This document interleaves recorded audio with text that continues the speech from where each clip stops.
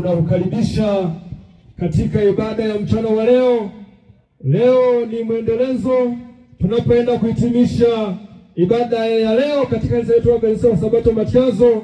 Tulikuwa na mahubiri ambayo yalikuwa yakiendeshwa, tulikuwa na vipindi viwili. Kipindi kimoja kaya na familia, ambacho kilikuwa kiendeshwa na mtumishi wa Mungu, mzee wa kanisa Edwin Salungi. Alikuwa akifundisha namna gani familia zetu tuweze kuishi tukiwa tukimcha Mungu. Lakini pia tulikuwa na mchungaji Pastor Anania Paulo, alikuwa akihubiri katika viwanja vya Matyazo kwa muda wa majuma mawili. Na leo tunahitimisha mikutano yetu hii, mikutano makini iliyokuwa na kauli mbiu ilikuwa ikisema Kigoma karibu na nyumbani. Na wimbo wetu mkuu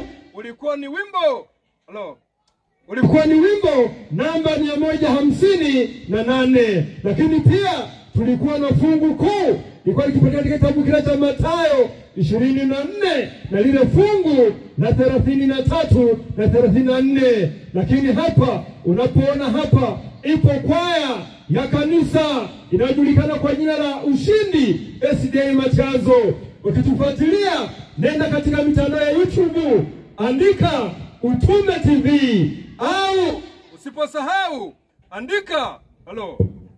usiposahau andika Ushindi kwaya SDA Matyazo. Ukiingia online YouTube utakuta ujumbe uko pale. Karibu Ushindi kwaya wanapoenda kuimba wimbo wao kwa ajili ya kumkaribisha mhudumu mchana wa leo. Karibu, ungana nasi. Mungu akubariki.